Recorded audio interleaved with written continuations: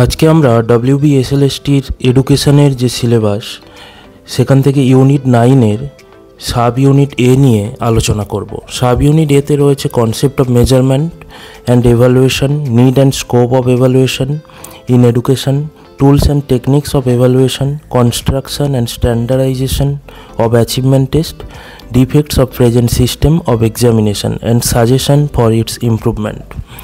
তো আমরা এই সাব ইউনিট থেকে পরীক্ষায় কি কোশ্চেন আসতে পারে, কি ধরনের কোশ্চেন আসতে পারে সেই নিয়ে আলোচনা করব, তার উত্তর দেখব এবং সাথে সাথে আমরা এক্সপ্লেনেশান দেখব কেন ওই উত্তরটা ঠিক হলো এবং ওর সম্পর্কে আরও বেশ কিছু ইনফরমেশান দেওয়া থাকবে প্রত্যেকটা উত্তরের শেষে, যাতে এই রিলেটেড অন্য কোনো কোশ্চেন আসলেও তোমাদের ভুল না হয়।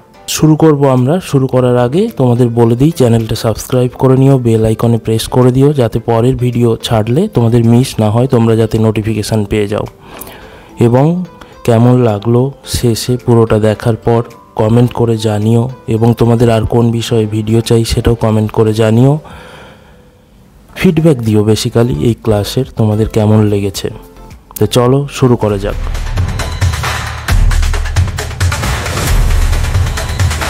আজকের প্রথম প্রশ্ন, পরিমাপের সবচেয়ে মৌলিক বৈশিষ্ট্য কোনটি? এটি কোনো কিছুর মূল্য নির্ধারণ করে, এটি একটি নির্দিষ্ট স্কেলে পরিমাণগত মান প্রকাশ করে, এটি গুণগত তথ্য সরবরাহ করে, এটি শিক্ষকের ব্যক্তিগত মতামতকে প্রতিফলিত করে। কোনটা ঠিক? পরিমাপের সবচেয়ে মৌলিক বৈশিষ্ট্য কোনটি? এটি কোনো কিছুর মূল্য নির্ধারণ করে, এটি একটি নির্দিষ্ট স্কেলে পরিমাণগত মান প্রকাশ করে, এটি গুণগত তথ্য সরবরাহ করে, এটি শিক্ষকের ব্যক্তিগত মতামতকে প্রতিফলিত করে। সঠিক উত্তর দেখে নিই। সঠিক উত্তর হলো এটি একটি নির্দিষ্ট স্কেলে পরিমাণগত মান প্রকাশ করে। পরিমাপের মূল কাজই হলো কোনো বৈশিষ্ট্য বা গুণকে সংখ্যাগতভাবে প্রকাশ করা। এটি একটি নির্দিষ্ট মানদণ্ড বা স্কেল ব্যবহার করে, যেমন মিটার, কিলোগ্রাম বা পরীক্ষার নম্বর। পরিমাপ শুধুমাত্র কতটা বা কতটুকু তা নির্দেশ করে, কিন্তু সেই পরিমাণের মান বা গুণগত বিচার করে না। এই গুণগত বিচার মূল্যায়নের একটি উদ্দেশ্য, কিন্তু পরিমাপ মূল্যায়নের একটি প্রাথমিক ধাপ, যেখানে তথ্য সংগ্রহ করা হয় শুধুমাত্র। তো মনে রাখবে, পরিমাপ একটি নির্দিষ্ট স্কেলে পরিমাণগত মান প্রকাশ করে। তো দেখে নিই পরবর্তী প্রশ্ন। পরের প্রশ্ন, মূল্যায়নকে পরিমাপের চেয়ে ব্যাপক ধারণা বলার কারণ কি? কারণ মূল্যায়ন শুধুমাত্র সংখ্যাগত তথ্য দেয়, কারণ মূল্যায়ন একটি নির্দিষ্ট সময়ে পরিচালিত হয়, কারণ মূল্যায়ন পরিমাণগত তথ্যের পাশাপাশি গুণগত বিচার এবং সিদ্ধান্ত গ্রহণ করে, কারণ মূল্যায়ন শুধুমাত্র শিক্ষকের জন্য ব্যবহৃত হয়। কোনটা ঠিক? মূল্যায়নকে পরিমাপের চেয়ে ব্যাপক ধারণা বলার কারণ কি? এর কারণ হলো মূল্যায়ন পরিমাণগত তথ্যের পাশাপাশি গুণগত বিচার ও সিদ্ধান্ত গ্রহণ করে। পরিমাপ যেখানে কেবল সংখ্যাগত তথ্য প্রদান করে, মূল্যায়ন সেখানে সেই সংখ্যাগত তথ্যের ভিত্তিতে একটি গুণগত বিচার এবং সিদ্ধান্ত গ্রহণ করে। তাই মূল্যায়ন একটি ব্যাপক প্রক্রিয়া, যা পরিমাপের ফলাফলকে ব্যাখ্যা করে এবং তার মূল্য নির্ধারণ করে। পরবর্তী প্রশ্ন দেখে নিই। পরবর্তী প্রশ্ন হলো, শিক্ষাক্ষেত্রে মূল্যায়নের একটি প্রধান প্রয়োজনীয়তা হলো কি? শিক্ষকের প্রশাসনিক বোঝা কমানো, শিক্ষার্থীদের মধ্যে প্রতিযোগিতার মনোভাব তৈরি করা, শিক্ষার্থীর শিখন অগ্রগতি নির্ণয় ও দুর্বলতার ক্ষেত্র চিহ্নিত করা, বিদ্যালয়ের বাজেট তৈরি করা। কোনটা ঠিক? শিক্ষাক্ষেত্রে মূল্যায়নের একটি প্রধান প্রয়োজনীয়তা কি? শিক্ষাক্ষেত্রে মূল্যায়নের একটি প্রধান প্রয়োজনীয়তা হলো শিক্ষার্থীর শিখন অগ্রগতি নির্ণয় ও দুর্বলতার ক্ষেত্র চিহ্নিত করা। মূল্যায়নের অন্যতম প্রধান উদ্দেশ্য হলো শিক্ষার্থীদের শিক্ষাগত অগ্রগতি নিয়মিতভাবে পর্যবেক্ষণ করা ও তাদের শিখনে কোথায় দুর্বলতা বা সমস্যা রয়েছে তা সুনির্দিষ্টভাবে চিহ্নিত করা। এর মাধ্যমে শিক্ষকরা শিক্ষার্থীদের জন্য ব্যক্তিগত সহায়তা প্রদান করতে পারেন এবং তাদের শিখনের মান উন্নত করতে পারেন। পরবর্তী প্রশ্ন, মূল্যায়নের পরিধি কোনটি অন্তর্ভুক্ত করে না? শিক্ষার্থীর জ্ঞানীয়, আবেগিক ও মনোপেশিজ বিকাশ, শিখন প্রক্রিয়ার কার্যকারিতা, শিক্ষকের ব্যক্তিগত সামাজিক জীবন, পাঠ্যক্রমের প্রাসঙ্গিকতা ও গুণগত মান। কোনটা ঠিক? মূল্যায়নের পরিধির মধ্যে কোনটা পড়ে না? সঠিক উত্তর হলো শিক্ষকের ব্যক্তিগত সামাজিক জীবন মূল্যায়নের পরিধি শিক্ষাগত প্রেক্ষাপটের মধ্যে সীমাবদ্ধ। এটি শিক্ষার্থীর সামগ্রিক বিকাশ, শিক্ষণ প্রক্রিয়ার সমস্ত দিক, পাঠ্যক্রমের যথার্থতা, পরীক্ষা পদ্ধতি এবং শিক্ষকদের পেশাগত দক্ষতা মূল্যায়ন করে। শিক্ষকের ব্যক্তিগত সামাজিক জীবন সরাসরি মূল্যায়নের পরিধির অন্তর্ভুক্ত নয়। পরবর্তী প্রশ্ন, মূল্যায়নের একটি সরঞ্জাম যা কোনো নির্দিষ্ট আচরণ বা দক্ষতা উপস্থিত আছে কিনা তা চিহ্নিত করার জন্য ব্যবহৃত হয়। Rating scale, checklist, anecdotal record, প্রশ্নমালা, কোনটা ঠিক? মূল্যায়নের একটি সরঞ্জাম যা কোনো নির্দিষ্ট আচরণ বা দক্ষতা উপস্থিত আছে কিনা তা চিহ্নিত করার জন্য ব্যবহৃত হয়। Rating scale, checklist, anecdotal record, প্রশ্নমালা। সঠিক উত্তর হলো চেকলিস্ট। চেকলিস্ট হলো একটি সরল মূল্যায়ন সরঞ্জাম যেখানে নির্দিষ্ট আচরণ, দক্ষতা বা বৈশিষ্ট্যগুলির একটি তালিকা থাকে। পরীক্ষক বা পর্যবেক্ষক কেবল হ্যাঁ বা না চিহ্নিত করে নির্দেশ করেন যে তালিকাভুক্ত আইটেমগুলি শিক্ষার্থীর মধ্যে উপস্থিত আছে কি না। এটি দ্রুত এবং সহজভাবে তথ্য সংগ্রহে সাহায্য করে। পরবর্তী প্রশ্ন, অ্যাচিভমেন্ট টেস্টের প্রধান উদ্দেশ্য কী বা পারদর্শিতার পরীক্ষার প্রধান উদ্দেশ্য কী? শিক্ষার্থীর ভবিষ্যৎ কর্মদক্ষতা পূর্বাভাস দেওয়া, শিক্ষার্থীর জন্মগত বুদ্ধিমত্তা পরিমাপ করা, শিক্ষার্থীর কোনো নির্দিষ্ট বিষয় বা ক্ষেত্রে অর্জিত জ্ঞান ও দক্ষতা পরিমাপ করা, শিক্ষার্থীর ব্যক্তিগত আগ্রহ চিহ্নিত করা। দেখে নিই সঠিক উত্তর কী। সঠিক উত্তর হলো শিক্ষার্থীর কোনো নির্দিষ্ট বিষয় বা ক্ষেত্রে অর্জিত জ্ঞান ও দক্ষতা পরিমাপ করা। অ্যাচিভমেন্ট টেস্ট বা পারদর্শিতা পরীক্ষা হলো এমন পরীক্ষা যা শিক্ষার্থীদের কোনো নির্দিষ্ট শিক্ষাগত বিষয় বা ক্ষেত্রে অর্জিত জ্ঞান, দক্ষতা এবং বোঝাপড়া পরিমাপ করে। এটি শিক্ষার্থীর শিখনের ফলাফল মূল্যায়ন করে, অর্থাৎ সে কতটা শিখেছে তা জানা যায়। পরবর্তী প্রশ্ন, বর্তমান পরীক্ষা ব্যবস্থার একটি প্রধান ত্রুটি যা শিক্ষার্থীদের মানসিক স্বাস্থ্যের উপর নেতিবাচক প্রভাব ফেলে। এটি শিক্ষার্থীদের মধ্যে উচ্চাকাঙ্ক্ষা তৈরি করে, এটি শিক্ষার্থীদের মধ্যে ভয়, উদ্বেগ ও মানসিক চাপ সৃষ্টি করে, এটি শিক্ষার্থীদের আত্মবিশ্বাস বাড়ায়, এটি শিক্ষার্থীদের সময় ব্যবস্থাপনার দক্ষতা শেখায়। কোনটা ঠিক? বর্তমান পরীক্ষা ব্যবস্থার একটি প্রধান ত্রুটি যা শিক্ষার্থীদের মানসিক স্বাস্থ্যের উপর নেতিবাচক প্রভাব ফেলে, কোনটা ঠিক হবে? সঠিক উত্তর হলো এটি শিক্ষার্থীদের মধ্যে ভয়, উদ্বেগ ও মানসিক চাপ সৃষ্টি করে। বর্তমানের ঐতিহ্যবাহী পরীক্ষা ব্যবস্থা, বিশেষ করে এর উচ্চ চাপ এবং ফলাফলের উপর অতিরিক্ত জোর, শিক্ষার্থীদের মধ্যে তীব্র ভয়, উদ্বেগ এবং মানসিক চাপ সৃষ্টি করে। এই মানসিক চাপ শিক্ষার্থীদের স্বাভাবিক পারফরম্যান্সকে ব্যাহত করতে পারে এবং দীর্ঘমেয়াদে তাদের মানসিক স্বাস্থ্যের উপর নেতিবাচক প্রভাব ফেলতে পারে। পরবর্তী প্রশ্ন, মূল্যায়নের একটি প্রস্তাবিত পরামর্শ যা শিক্ষার্থীদের শুধুমাত্র জ্ঞানীয় দিকের পরিবর্তে সামগ্রিক বিকাশের ওপর জোর দেয়।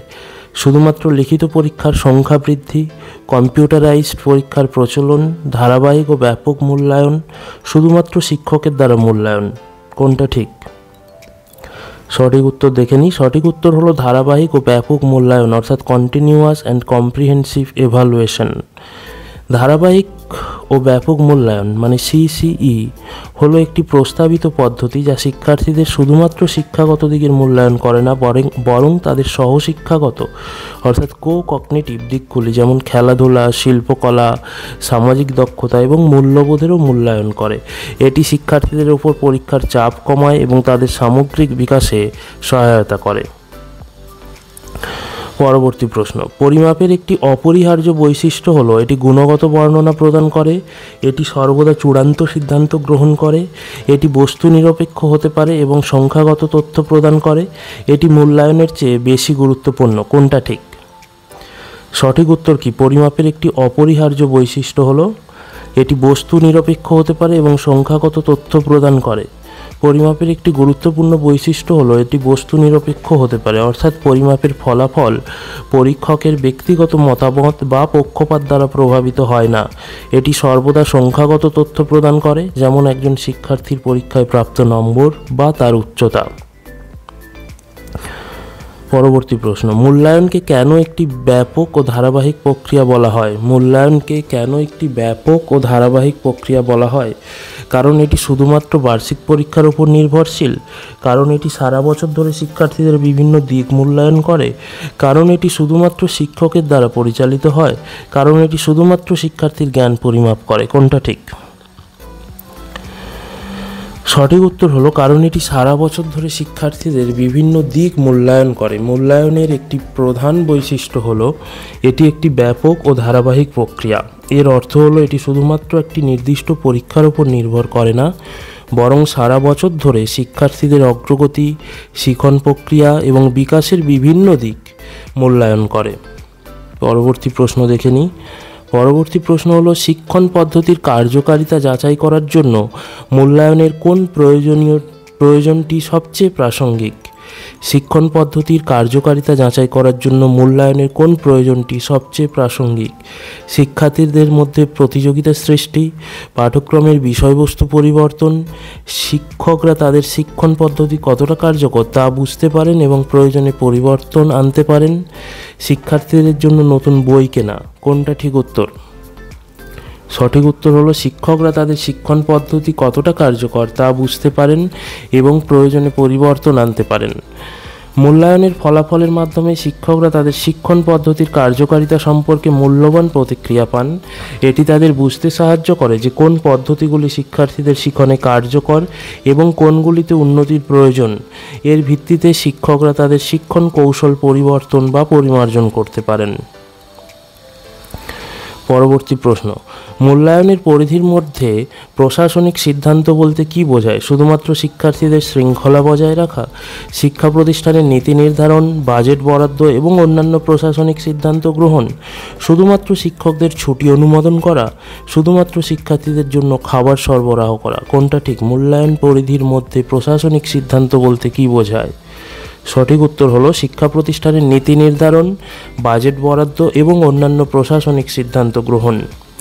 মূল্যায়নের ফলাফল শুধুমাত্র শিক্ষাগত দিক নির্দেশ করে না, বরং শিক্ষা প্রতিষ্ঠানের প্রশাসনিক সিদ্ধান্ত গ্রহণেও গুরুত্বপূর্ণ ভূমিকা পালন করে। যেমন মূল্যায়নের তথ্যের ভিত্তিতে নতুন শিক্ষানীতি তৈরি করা, বাজেট বরাদ্দ করা বা শিক্ষা ব্যবস্থার সামগ্রিক কাঠামোতে পরিবর্তন আনা হতে পারে।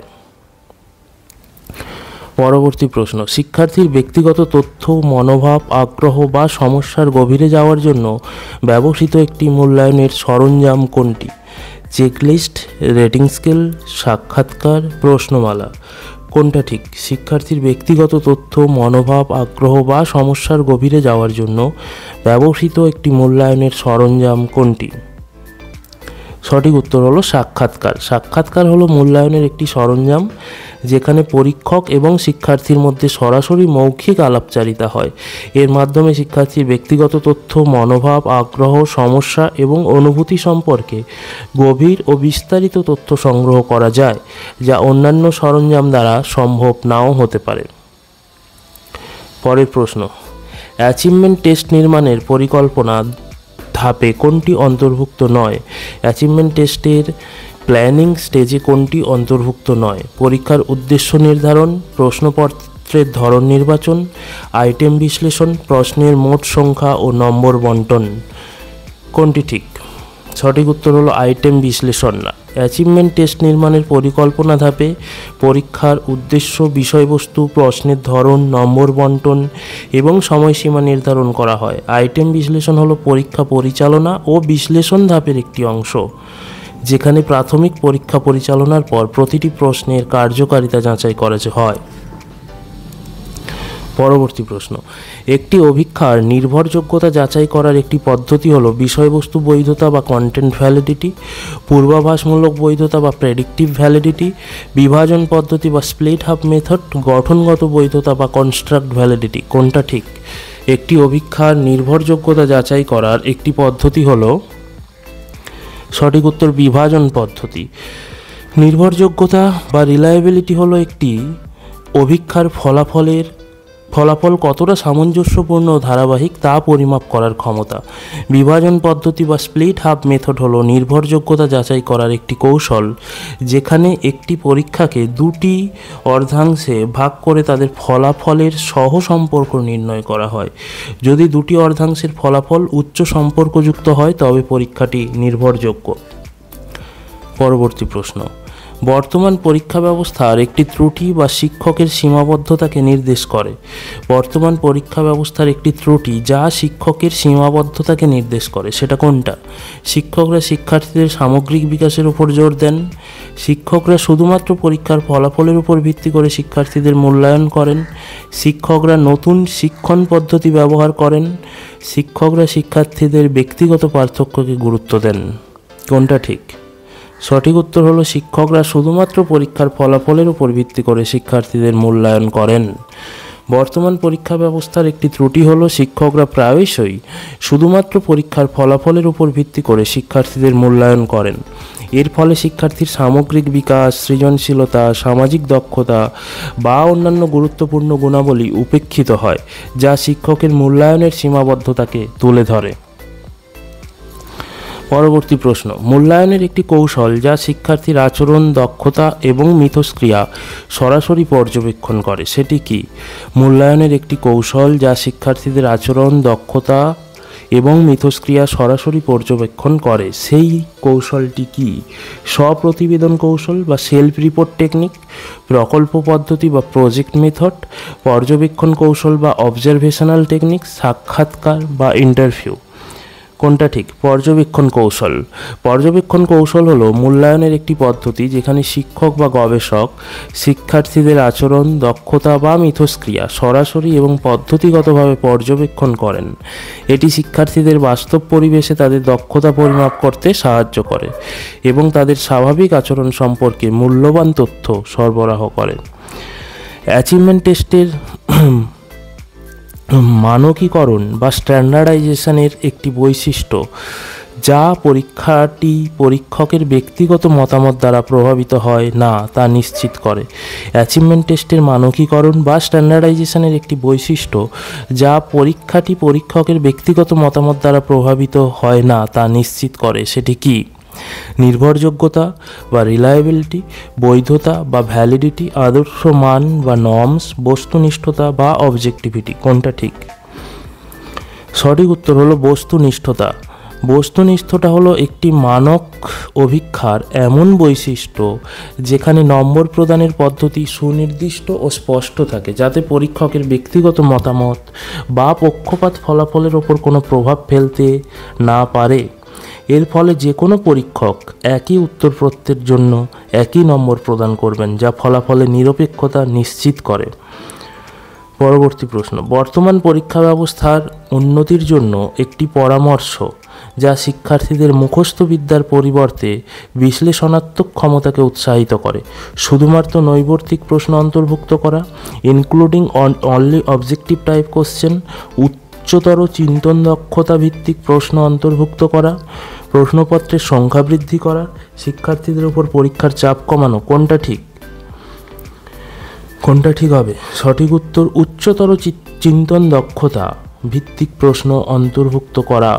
বর্তমান পরীক্ষা ব্যবস্থার উন্নতির জন্য প্রশ্নপত্রের মানোন্নয়ন অত্যন্ত জরুরি।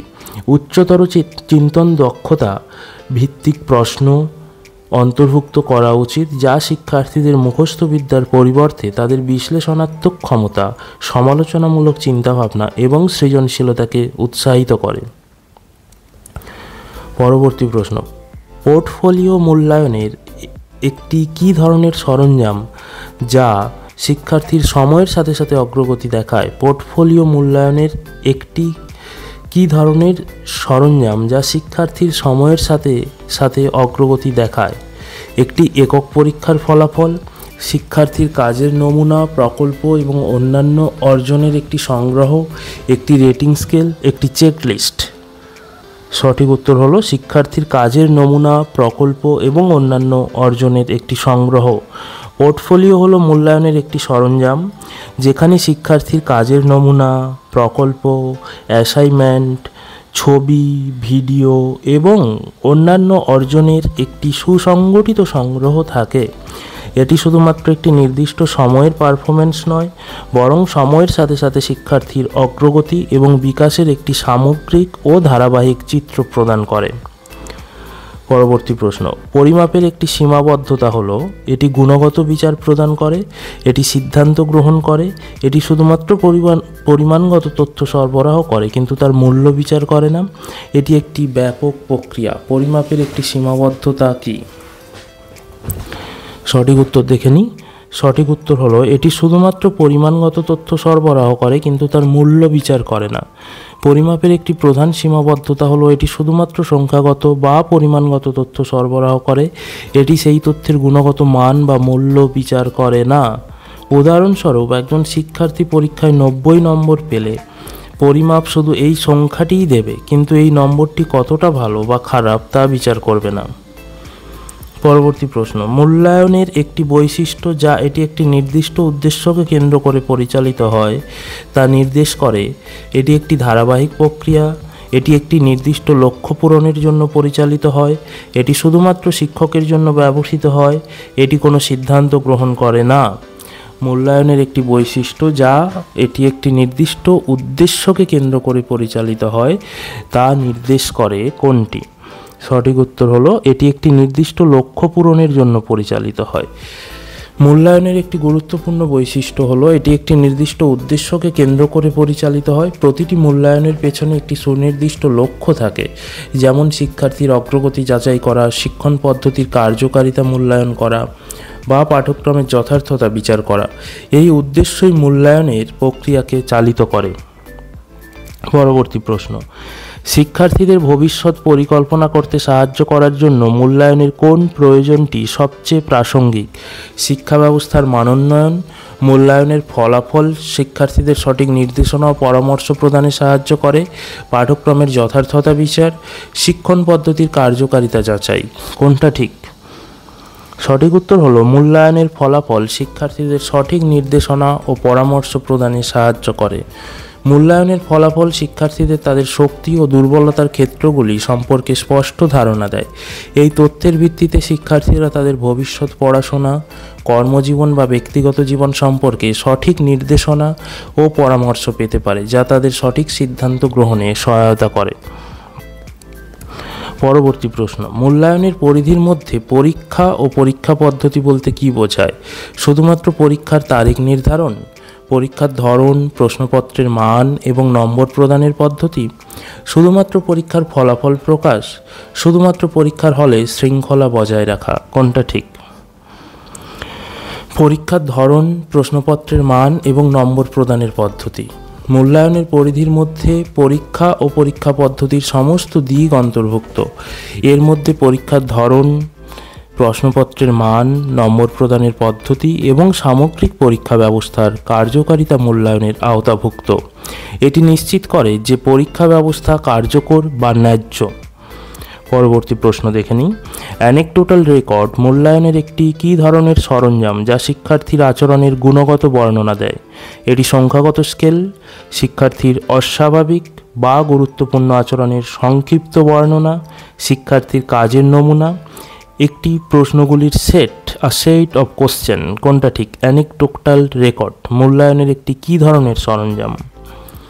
সঠিক উত্তর হলো শিক্ষার্থীর অস্বাভাবিক বা গুরুত্বপূর্ণ আচরণের সংক্ষিপ্ত বর্ণনা। অ্যানেকডোটাল রেকর্ড হলো মূল্যায়নের একটি সরঞ্জাম যেখানে শিক্ষার্থীর কোনো অস্বাভাবিক, গুরুত্বপূর্ণ বা তাৎপর্যপূর্ণ আচরণ বা ঘটনার একটি সংক্ষিপ্ত বস্তুনিষ্ঠ বর্ণনা লিপিবদ্ধ করা হয়। এটি শিক্ষার্থীর আচরণগত বৈশিষ্ট্য বা সমস্যার ক্ষেত্রগুলি চিহ্নিত করতে সাহায্য করে এবং গুণগত তথ্য সরবরাহ করে। পরবর্তী প্রশ্ন, অ্যাচিভমেন্ট টেস্টের নির্মাণ ধাপে আইটেম লেখা বা রাইটিং আইটেমসের একটি গুরুত্বপূর্ণ দিক হলো শুধুমাত্র সহজ প্রশ্ন তৈরি করা যাতে সবাই উত্তর দিতে পারে, উদ্দেশ্য অনুযায়ী স্পষ্ট, নির্ভুল এবং বোধগম্য প্রশ্ন তৈরি করা, নির্দেশাবলী অস্পষ্ট রাখা যাতে শিক্ষার্থীরা চিন্তা করতে বাধ্য হয়, প্রশ্নের সংখ্যা কম রাখা যাতে পরীক্ষা দ্রুত শেষ হয়। কোনটা ঠিক? সঠিক উত্তর হলো উদ্দেশ্য অনুযায়ী স্পষ্ট, নির্ভুল এবং বোধগম্য প্রশ্ন তৈরি করা। অ্যাচিভমেন্ট টেস্ট নির্মাণের আইটেম লেখা ধাপে সবচেয়ে গুরুত্বপূর্ণ হলো উদ্দেশ্য অনুযায়ী স্পষ্ট, নির্ভুল এবং বোধগম্য প্রশ্ন তৈরি করা। প্রশ্নগুলি এমনভাবে তৈরি করা উচিত যাতে শিক্ষার্থীরা সহজেই বুঝতে পারে কি চাওয়া হচ্ছে এবং কোনো অস্পষ্টতা না থাকে। পরবর্তী প্রশ্ন, একটি অভিক্ষার বৈধতা বা ভ্যালিডিটি এর একটি প্রকারভেদ কোনটা? অর্থাৎ ভ্যালিডিটির প্রকারভেদ কোনটা? পুনরাবৃত্তি পদ্ধতি, টেস্ট রিটেস্ট মেথড, বিভাজন পদ্ধতি, স্প্লিট হাফ মেথড, বিষয়বস্তু বৈধতা, কন্টেন্ট ভ্যালিডিটি, আদর্শ মান বা নর্মস, কোনটা ঠিক? সঠিক উত্তর হলো বিষয়বস্তু বৈধতা। বৈধতা বা ভ্যালিডিটি হলো একটি অভিক্ষার এমন বৈশিষ্ট্য যেখানে পরীক্ষাটি যা পরিমাপ করতে চাওয়া হয়েছে তা যদি সঠিকভাবে পরিমাপ করে তবে পরীক্ষাটি বৈধ। বিষয়বস্তু বৈধতা বা কন্টেন্ট ভ্যালিডিটি হলো বৈধতার একটি প্রকার যা নিশ্চিত করে যে প্রশ্নগুলি নির্দিষ্ট বিষয়বস্তুর প্রতিনিধিত্ব করে এবং সেই ক্ষেত্রে সমস্ত গুরুত্বপূর্ণ দিক কভার করে। পরবর্তী প্রশ্ন, বর্তমান পরীক্ষা ব্যবস্থার একটি ত্রুটি যা শিক্ষার্থীদের সৃজনশীলতা এবং সমালোচনামূলক চিন্তাভাবনাকে উৎসাহিত করে না। এটি উচ্চতর চিন্তন দক্ষতাকে গুরুত্ব দেয়, এটি মুখস্থ বিদ্যার ওপর বেশি জোর দেয়, এটি শিক্ষার্থীদের মধ্যে স্বাধীন চিন্তাভাবনা তৈরি করে, এটি শিক্ষার্থীদের বিশ্লেষণাত্মক ক্ষমতা বাড়ায়। সঠিক উত্তর হলো এটি মুখস্থ বিদ্যার উপর বেশি জোর দেয়। বর্তমান পরীক্ষা ব্যবস্থার একটি বড় ত্রুটি হলো এটি মুখস্থ বিদ্যার উপর অতিরিক্ত জোর দেয়। এর ফলে শিক্ষার্থীরা বিষয়বস্তু গভীরভাবে না বুঝে কেবল তথ্য মুখস্থ করে পরীক্ষায় ভালো ফল করার চেষ্টা করে, যা তাদের সৃজনশীলতা, বিশ্লেষণাত্মক ক্ষমতা এবং সমালোচনামূলক চিন্তাভাবনাকে ব্যাহত করে।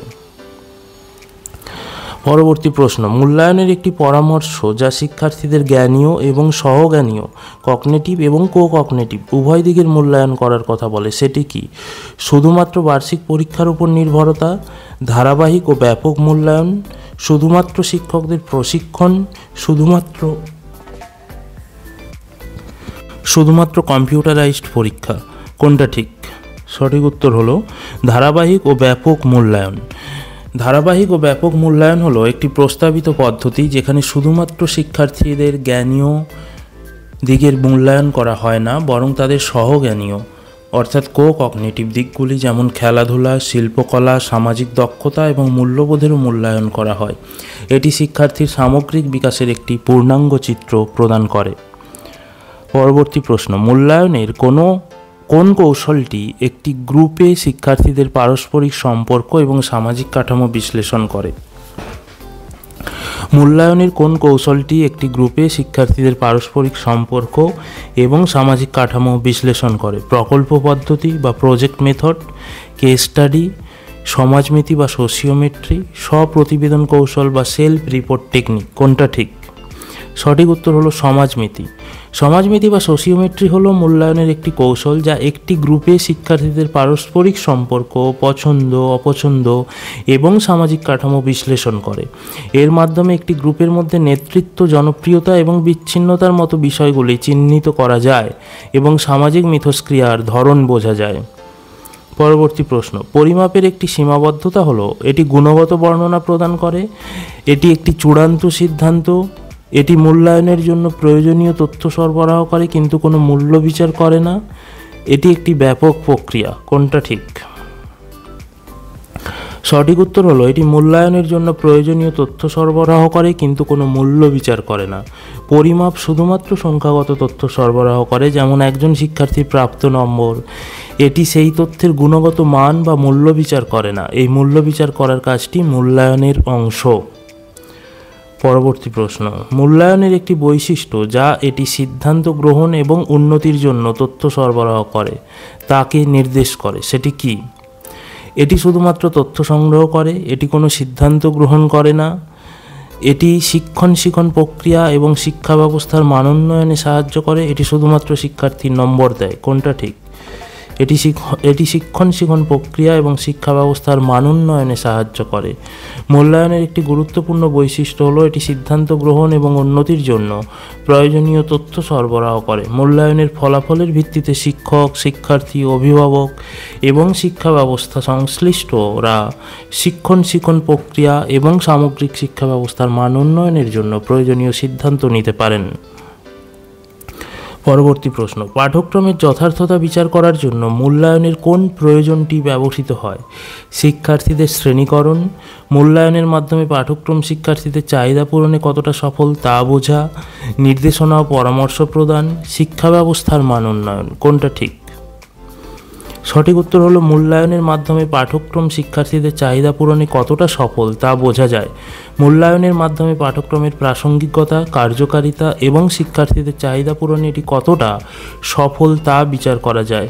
এর ফলে পাঠ্যক্রমের প্রয়োজনীয় পরিবর্তন বা পরিমার্জন করা সম্ভব হয়, যাতে এটি শিক্ষার্থীদের জন্য আরও কার্যকর হয়। পরবর্তী প্রশ্ন, মূল্যায়নের পরিধির মধ্যে শিক্ষক ও শিক্ষণ কর্মী বলতে কী বোঝায়? শুধুমাত্র শিক্ষকদের বেতন, শিক্ষকদের দক্ষতা, প্রশিক্ষণ এবং তাদের পেশাগত বিকাশে মূল্যায়ন, শুধুমাত্র শিক্ষকদের উপস্থিতি, শুধুমাত্র শিক্ষকদের ছুটি। সঠিক উত্তর হলো শিক্ষকদের দক্ষতা, প্রশিক্ষণ এবং তাদের পেশাগত বিকাশের মূল্যায়ন। মূল্যায়নের পরিধির মধ্যে শিক্ষকদের শিক্ষণ দক্ষতা, তাদের প্রাপ্ত প্রশিক্ষণ এবং তাদের পেশাগত বিকাশের মূল্যায়নও অন্তর্ভুক্ত। এর মাধ্যমে শিক্ষকদের দুর্বলতার ক্ষেত্রগুলি চিহ্নিত করা যায় এবং তাদের জন্য উপযুক্ত প্রশিক্ষণের ব্যবস্থা করা যায়, যা সামগ্রিক শিক্ষা ব্যবস্থার মান উন্নয়নে সাহায্য করে। পরবর্তী প্রশ্ন, লিখিত পরীক্ষা বা রিটেন টেস্টের একটি প্রকারভেদ কোনটি? ভাইভা ভয়েস, সাক্ষাৎকার, নৈবর্তিকতা বা নৈবর্তিক অভিক্ষা, পর্যবেক্ষণ। কোনটা ঠিক? Viva voice, interviews, objective type, MCQ, fill in the blanks, true false matching, অথবা অবজারভেশন বা পর্যবেক্ষণ। কোনটা ঠিক? সঠিক উত্তর হলো নৈবর্তিক। লিখিত পরীক্ষার বিভিন্ন প্রকারভেদ রয়েছে, যার মধ্যে নৈবর্তিক প্রশ্ন বা অবজেক্টিভ টাইপ অন্যতম। নৈবর্তিক প্রশ্নগুলিতে সাধারণত একাধিক বিকল্প থেকে সঠিক উত্তর বেছে নিতে হয় অথবা শূন্যস্থান পূরণ, সত্য মিথ্যা বা মিলকরণ করতে হয়। এই ধরনের প্রশ্ন নম্বর প্রদানে বস্তুনিষ্ঠতা নিশ্চিত করে। পরবর্তী প্রশ্ন, অ্যাচিভমেন্ট টেস্টের কনস্ট্রাকশন ধাপে বা নির্মাণ ধাপে পরীক্ষা পরিচালনা ও বিশ্লেষণ, administering and analysing the test, এর একটি গুরুত্বপূর্ণ কাজ হলো শুধুমাত্র প্রশ্ন তৈরি করা, অনলি ক্রিয়েটিং কোশ্চেন্স, প্রাথমিক পরীক্ষা বা পাইলট স্টাডি, পরিচালনা করে প্রশ্নগুলির কার্যকারিতা যাচাই করা এবং আইটেম বিশ্লেষণ করা, নম্বর বন্টন করা, সময়সীমা নির্ধারণ করা। কোনটা ঠিক? অ্যাচিভমেন্ট টেস্টের কনস্ট্রাকশন ধাপে পরীক্ষা পরিচালনা ও বিশ্লেষণের একটি গুরুত্বপূর্ণ কাজ হলো কি? সঠিক উত্তর প্রাথমিক পরীক্ষা বা পাইলট স্টাডি পরিচালনা করে প্রশ্নগুলির কার্যকারিতা যাচাই করা এবং আইটেম বিশ্লেষণ করা। অ্যাচিভমেন্ট টেস্ট নির্মাণের চতুর্থ ধাপ হলো পরীক্ষা পরিচালনা ও বিশ্লেষণ। এই ধাপে একটি ছোট্ট দলের ওপর প্রাথমিক পরীক্ষা পরিচালনা করে প্রশ্নগুলির কার্যকারিতা যাচাই করা হয়। এরপর আইটেম বিশ্লেষণ করে প্রতিটি প্রশ্নের অসুবিধা স্তর, বৈষম্যমূলক ক্ষমতা এবং অপশানগুলির কার্যকারিতা মূল্যায়ন করা হয়। দুর্বল বা ত্রুটিপূর্ণ প্রশ্নগুলি বাদ দেওয়া বা সংশোধন করা হয়। পরবর্তী প্রশ্ন, একটি অভিক্ষার বস্তুনিষ্ঠতা বলতে কি বোঝানো হয়? পরীক্ষাটি নির্ভরযোগ্য কিনা, পরীক্ষাটি যা পরিমাপ করতে চাওয়া হয়েছে তা সঠিকভাবে পরিমাপ করে কিনা, পরীক্ষাটি এমনভাবে তৈরি হওয়া উচিত যাতে পরীক্ষকের ব্যক্তিগত মতামত ফলাফলের ওপর প্রভাব না ফেলে এবং নম্বর প্রদানের পদ্ধতি সুনির্দিষ্ট হয়, পরীক্ষাটি পরিচালনা করা সহজ কিনা। কোনটা একটি অভিক্ষার অবজেক্টিভিটি বলতে বোঝায়? সঠিক উত্তর দেখে নিই। সঠিক উত্তর হলো পরীক্ষাটি এমনভাবে তৈরি হওয়া উচিত যাতে পরীক্ষকের ব্যক্তিগত মতামত ফলাফলের উপর প্রভাব না ফেলে এবং নম্বর প্রদানের পদ্ধতি সুনির্দিষ্ট হয়। বস্তুনিষ্ঠতা বা অবজেক্টিভিটি হলো একটি মানক অভিক্ষার এমন বৈশিষ্ট্য যেখানে নম্বর প্রদানের পদ্ধতি সুনির্দিষ্ট এবং স্পষ্ট থাকে, যাতে পরীক্ষকের ব্যক্তিগত মতামত বা পক্ষপাত ফলাফলের ওপর কোনো প্রভাব ফেলতে পারে না। এর ফলে যে কোনো পরীক্ষক একই উত্তরপত্রের জন্য একই নম্বর প্রদান করবেন, যা ফলাফলের নিরপেক্ষতা নিশ্চিত করে। পরবর্তী প্রশ্ন, বর্তমান পরীক্ষা ব্যবস্থার একটি ত্রুটি যা শিক্ষার্থীদের ব্যক্তিগত পার্থক্য উপেক্ষা করে সেটি কি? এটি শিক্ষার্থীদের মেধা অনুযায়ী মূল্যায়ন করে। এটি শিক্ষার্থীদের ব্যক্তিগত পার্থক্য, আগ্রহ এবং ক্ষমতাকে সঠিকভাবে মূল্যায়ন করতে পারে না। এটি শিক্ষার্থীদের সৃজনশীলতাকে উৎসাহিত করে। এটি শিক্ষার্থীদের সামগ্রিক বিকাশ মূল্যায়ন করে। কোনটি ঠিক? বর্তমান পরীক্ষা ব্যবস্থার একটি ত্রুটি যা শিক্ষার্থীদের ব্যক্তিগত পার্থক্য উপেক্ষা করে সেটি কি? সেটি হলো, এটি শিক্ষার্থীদের ব্যক্তিগত পার্থক্য, আগ্রহ এবং ক্ষমতাকে সঠিকভাবে মূল্যায়ন করতে পারে না।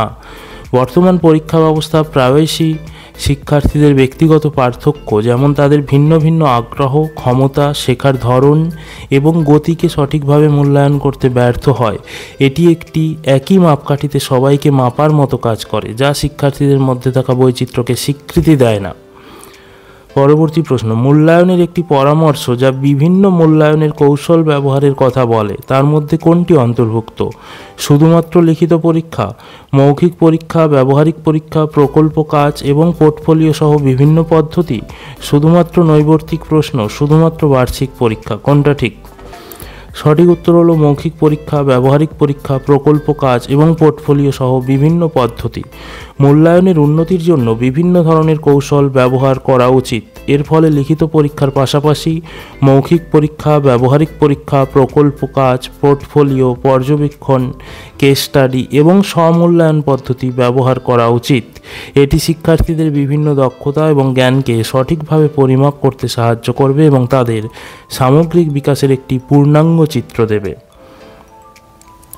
পরবর্তী প্রশ্ন, কেস স্টাডি মূল্যায়নের একটি কী ধরনের কৌশল? কেস স্টাডি মূল্যায়নের একটি কী ধরনের কৌশল?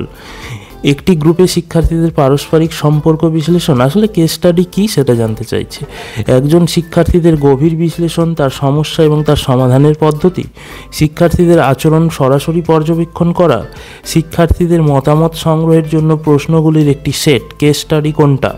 একটি গ্রুপে শিক্ষার্থীদের পারস্পরিক সম্পর্ক বিশ্লেষণ, একজন শিক্ষার্থীর গভীর বিশ্লেষণ, তার সমস্যা এবং তার সমাধানের পদ্ধতি, শিক্ষার্থীদের আচরণ সরাসরি পর্যবেক্ষণ করা, শিক্ষার্থীদের মতামত সংগ্রহের জন্য প্রশ্নগুলির একটি সেট। কোনটা ঠিক? সঠিক উত্তর হলো একজন শিক্ষার্থীর গভীর বিশ্লেষণ, তার সমস্যা এবং তার সমাধানের পদ্ধতি। কেস স্টাডি হলো মূল্যায়নের একটি কৌশল যেখানে একজন বা কয়েকজন শিক্ষার্থীর গভীর বিশ্লেষণ করা হয়। এর মাধ্যমে তাদের সমস্যা, কারণ এবং সমাধানের পদ্ধতি সম্পর্কে বিস্তারিত তথ্য সংগ্রহ ও বিশ্লেষণ করা হয়। এটি ব্যক্তিগত সমস্যার গভীরে যেতে এবং একটি সামগ্রিক চিত্র পেতে সাহায্য করে। পরবর্তী প্রশ্ন, পরিমাপের একটি উদাহরণ যা পরিমাণগত বর্ণনা দেয়। একটি ছাত্রের ভালো হাতের লেখা, একটি ছাত্রের গণিতে 50 নম্বর প্রাপ্তি, একটি ছাত্রের সৃজনশীল ক্ষমতা, একটি ছাত্রের সামাজিক দক্ষতা। কোনটা পরিমাপের উদাহরণ? সঠিক উত্তর হচ্ছে একটি ছাত্রের গণিতে 50 নম্বর প্রাপ্তি। পরিমাপ হলো কোনো কিছুর সংখ্যাগত মান নির্ধারণ। একজন ছাত্রের গণিতে 50 নম্বর প্রাপ্তি একটি সংখ্যাগত তথ্য যা পরিমাপের একটি স্পষ্ট উদাহরণ। হাতের লেখা, সৃজনশীল ক্ষমতা বা সামাজিক দক্ষতা হলো গুণগত বৈশিষ্ট্য যা পরিমাপের মাধ্যমে সরাসরি সংখ্যায় প্রকাশ করা যায় না। পরবর্তী প্রশ্ন, কোশ্চেন নাম্বার 42, মূল্যায়নের কোন বৈশিষ্ট্যটি এটি একটি নির্দিষ্ট উদ্দেশ্যকে কেন্দ্র করে পরিচালিত হয় তা নির্দেশ করে? এটি একটি ধারাবাহিক প্রক্রিয়া, এটি একটি নির্দিষ্ট লক্ষ্য পূরণের জন্য পরিচালিত হয় এবং সিদ্ধান্ত গ্রহণের ভিত্তি তৈরি করে, এটি শুধুমাত্র শিক্ষকের জন্য ব্যবহৃত হয়, এটি কোনো সিদ্ধান্ত গ্রহণ করে না। কোনটা ঠিক? সঠিক উত্তর হলো এটি একটি নির্দিষ্ট লক্ষ্য পূরণের জন্য পরিচালিত হয় এবং সিদ্ধান্ত গ্রহণের ভিত্তি তৈরি করে। মূল্যায়নের একটি গুরুত্বপূর্ণ বৈশিষ্ট্য হলো এটি একটি নির্দিষ্ট উদ্দেশ্যকে কেন্দ্র করে পরিচালিত হয়। প্রতিটি মূল্যায়নের পেছনে একটি সুনির্দিষ্ট লক্ষ্য থাকে, যেমন শিক্ষার্থীর অগ্রগতি যাচাই করা, শিক্ষণ পদ্ধতির কার্যকারিতা মূল্যায়ন করা বা পাঠ্যক্রমের যথার্থতা বিচার করা। এই উদ্দেশ্যই মূল্যায়নের প্রক্রিয়াকে চালিত করে এবং তার ফলাফলের ভিত্তিতে সিদ্ধান্ত গ্রহণ করে। পরবর্তী প্রশ্ন, শিক্ষার্থীদের শ্রেণীকরণ এবং নির্বাচনের জন্য মূল্যায়নের কোন প্রয়োজনটি ব্যবহৃত হয়? পাঠ্যক্রমের যথার্থতা বিচার, মেধা বা দক্ষতার ভিত্তিতে শিক্ষার্থীদের বিভিন্ন গ্রুপে ভাগ করতে বা নির্দিষ্ট কোর্সের জন্য নির্বাচন করতে মূল্যায়ন অপরিহার্য। অভিভাবকদের অবহিতকরণ, শিক্ষা ব্যবস্থার মানোন্নয়ন। কোনটা ঠিক?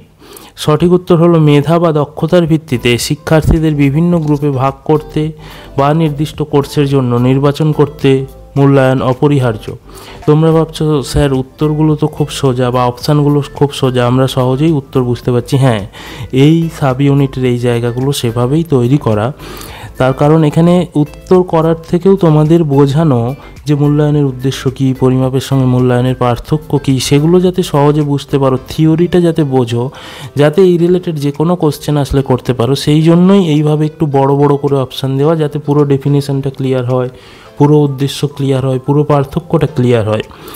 মূল্যায়নের ফলাফলের ভিত্তিতে শিক্ষার্থীদের মেধা বা দক্ষতার স্তর অনুযায়ী বিভিন্ন গ্রুপে ভাগ করা যায়, অথবা নির্দিষ্ট কোর্স বা প্রোগ্রামের জন্য যোগ্য শিক্ষার্থীদের নির্বাচন করা যায়। এটি শিক্ষা প্রতিষ্ঠানগুলিকে সঠিক শিক্ষার্থীকে সঠিক জায়গায় স্থাপন করতে সাহায্য করে।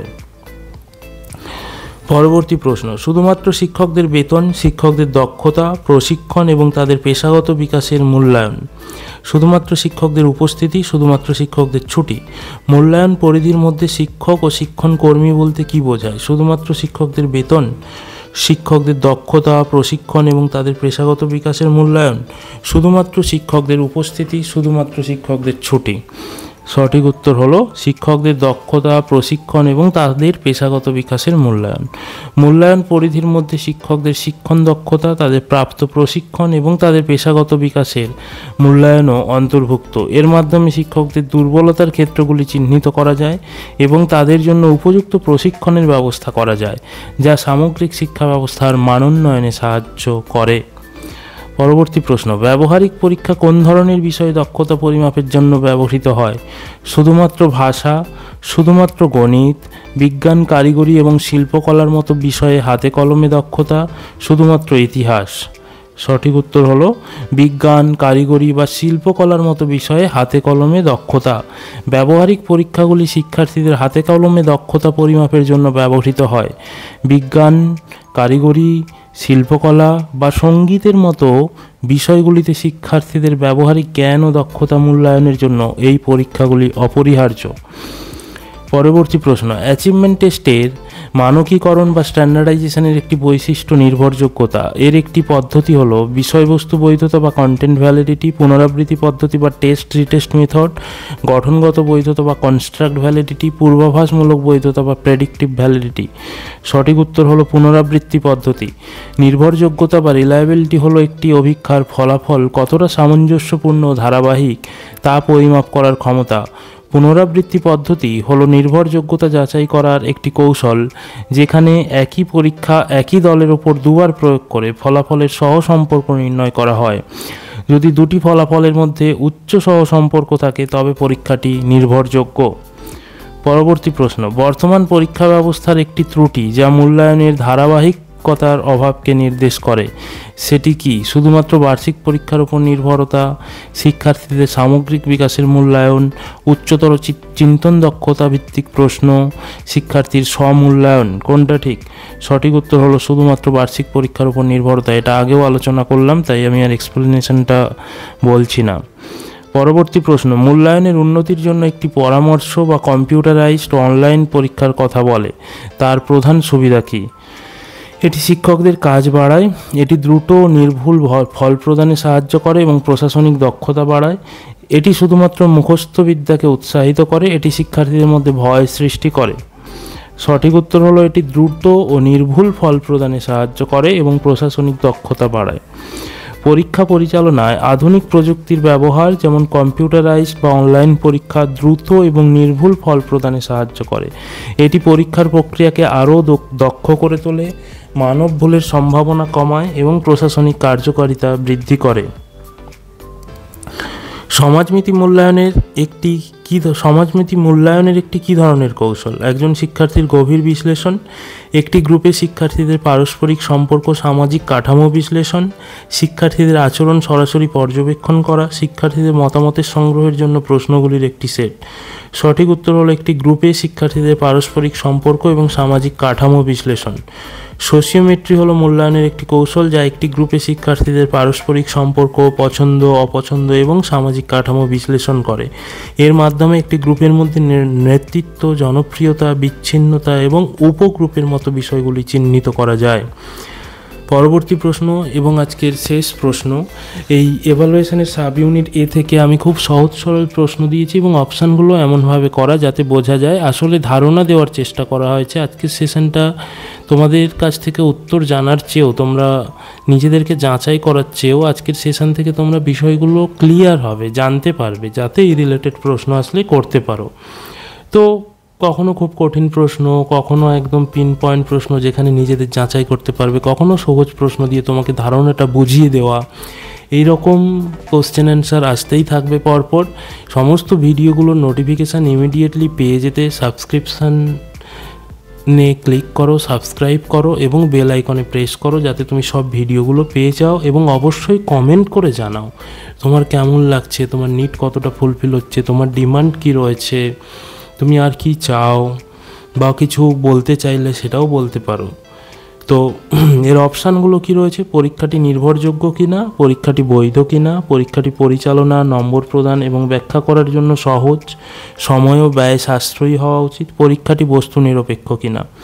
সঠিক উত্তর হলো পরীক্ষাটি পরিচালনা, নম্বর প্রদান এবং ব্যাখ্যা করার জন্য সহজ, সময় ও ব্যয় সাশ্রয়ী হওয়া উচিত। ব্যবহারিকতা বা প্রায়োগিকতা হলো একটি অভিজ্ঞতার এমন বৈশিষ্ট্য যেখানে পরীক্ষাটি পরিচালনা, নম্বর প্রদান এবং ফলাফলের ব্যাখ্যা করার জন্য সহজ, সময় ও ব্যয় সাশ্রয়ী হওয়া উচিত। একটি ভালো অভিজ্ঞতা শুধুমাত্র নির্ভরযোগ্য, বৈধ হলেই হবে না, এটি বাস্তবসম্মত এবং ব্যবহারযোগ্যও হতে হবে যাতে এটি সহজেই প্রয়োগ করা যায়। Thank you so much. আবার দেখা হবে পরের ক্লাসে।